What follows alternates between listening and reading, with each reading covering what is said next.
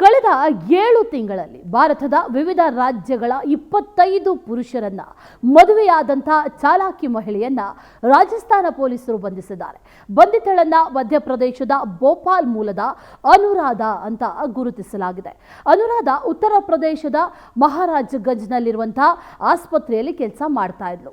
ಕೌಟುಂಬಿಕ ಕಲಹದಿಂದಾಗಿ ತನ್ನ ಪತಿಯಿಂದ ದೂರವಾಗಿ ಆ ನಂತರ ಭೋಪಾಲ್ಗೆ ತೆರಳಿ ಅಲ್ಲಿ ಮದುವೆ ವಂಚನೆ ಗ್ಯಾಂಗ್ಗೆ ಸೇರ್ಕೊಂಡಿದ್ದಾಳೆ.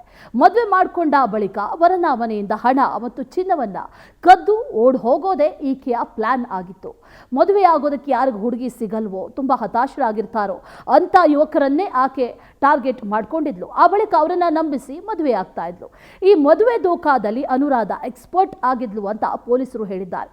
ಗ್ಯಾಂಗ್ನ ಏಜೆಂಟರು ಯುವತಿಯನ್ನ 2 ರಿಂದ 5 ಲಕ್ಷ ರೂಪಾಯಿಗಳ ಬ್ರೋಕರ್ ಶುಲ್ಕಕ್ಕೆ ಮದುವೆ ಮಾಡಿಸಿ ಮದುವೆಯ ನಂತರ ವಧು 1 ವಾರದ ಒಳಗೆ ಮನೆಯಲ್ಲಿರುವಂತಹ ಬೆಲೆ ಬಾಳುವಂತಹ ವಸ್ತುಗಳನ್ನ ಕದ್ದು ಸ್ಥಳ ಖಾಲಿ ಮಾಡ್ತಾಳೆ. ಇದೇ ರೀತಿ 7 ತಿಂಗಳಲ್ಲಿ 25 ಮಂದಿಗೆ ವಂಚನೆ ಆಗಿರೋದು ಗೊತ್ತಾಗಿದೆ. ಅಂದ್ರೆ 1 ವಾರಕ್ಕೆ ಒಬ್ಬನಂತೆ ಮದುವೆ ಆಗಿರೋದು ಬೆಳಕಿಗೆ ಬಂದಿದೆ. ರೋಶ್ನಿ, ರಘುಬೀರ್, ಗೋಲು, ಮಜಬೂತ್ ಸಿಂಗ್ ಯಾದವ್ ಮತ್ತು ಅರ್ಜುನ್ ಸೇರಿದಂತೆ ಭೋಪಾಲ್ನ ವಿವಿಧ ಪ್ರದೇಶಗಳಿಂದ ಹಲವಾರು ಆರೋಪಿಗಳನ್ನ ಈಗ ಪೊಲೀಸರು ಗುರುತಿಸಿ ಬಂಧಿಸಿದ್ದಾರೆ.